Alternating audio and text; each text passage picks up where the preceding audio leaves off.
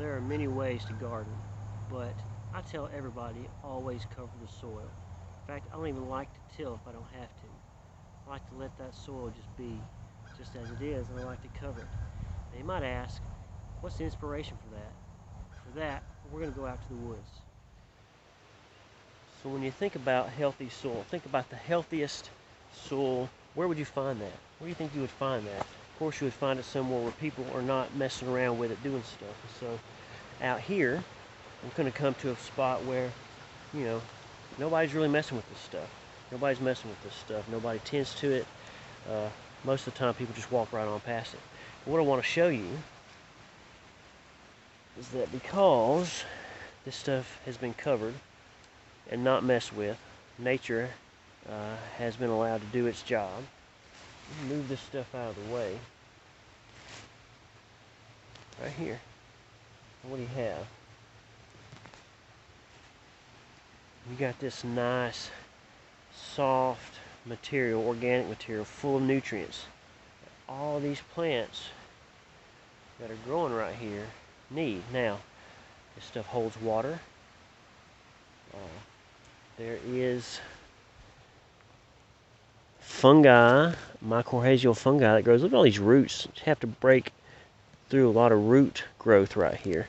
You have good, strong root growth. You know that you got good soil, right?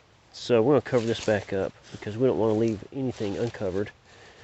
This is the inspiration, and if you can catch the aroma, you can smell the mycelial growth right in here. From where I've broken up that soil fungus right here. Look at that. This right here is what I'm talking about. This is that mycelial growth that you want. That you want in your soil. It helps roots take in nutrients, give the plants a way to communicate with each other. So this stuff is good. This is really good stuff. All right, we're going to take this back to the garden. So, as you can see, keeping the soil covered is crucial.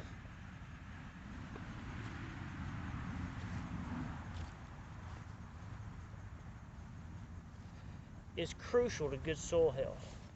If you look right here, move this stuff out of the way, and I got the same kind of dark stuff that you just saw out in the woods.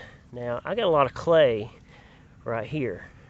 All right, that's one thing that we're trying to amend. We got a lot of clay, sticks together really well. It's okay, the more organic matter that we add to it, the better that clay situation is going to be. Also, the mycorrhizal fungus that will develop in this soil will also aid in that respect. Now we know that there are three different soil types, right? First we have sand, which is smaller than gravel, but larger than silt in particle size. Then you have your silt, which is going to be smaller than sand and larger than clay. And lastly, we're going to have clay, which is what we have here, which is the smallest particle size by comparison. Lots of clay here. Right, so when you think about silt, the most common place that you're going to think about silt being is in the water, right? So you go to the creek, to the river, or whatever, you're going to come to a body of water like this. Most commonly, your silt is going to be the type of granular material that is at the bottom of this water. Now also, water recedes a little bit. Some of the stuff that you're going to stand on, this right here, is a very sandy silt, right? Doesn't holds together, but doesn't completely hold together like clay, right? Falls apart. You can squeeze, and you can tell there's not a lot of water in this. However, conversely, if I reach in over here and grab up some of this, now this has water because it just came out of the water. Yeah, I know. Alright, so silt. It's in between sand and clay in particle size, right?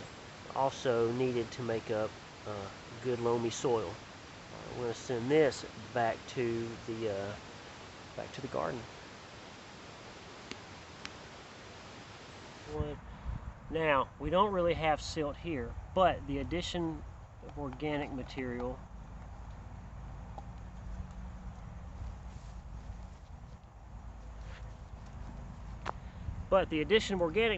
gives it the same sort of consistency.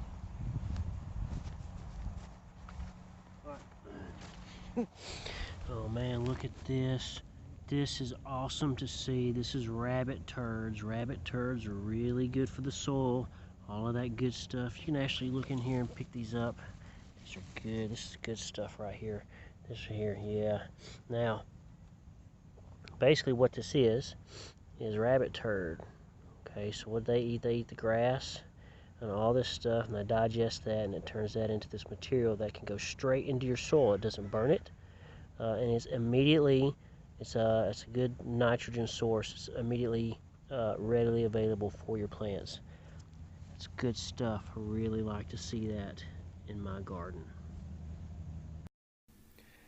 So my method is basically a sheet composting method, and by using pre-made compost and also deep mulch, we add enough organic material and microorganisms to the soil to make an ecosystem. And what that does is that helps create a larger ecosystem for pollinators. And when you have good soil health, you have pollinators coming around. They're going to pollinate the food that you're trying to grow. It's just going to be a win-win situation. And you know, nature and the earth, it provides its own methods of doing things. You just have to let it do what it does, and it'll be fine. Everything finds its way, and that's really all I try to do, is to try to let nature do its thing, get nice, healthy, beautiful plants, which is why I always tell everyone to cover up that soil. You don't want to have bare soil. You want to cover that stuff up and let nature do its thing. And that's basically it. Thank you guys for watching. I really do appreciate it. Be on the lookout for a lot of neat stuff coming up in the future. I'm really excited about things that we got going on and coming up. I want to thank you guys for subscribing. Thank you guys for watching. You guys are the best.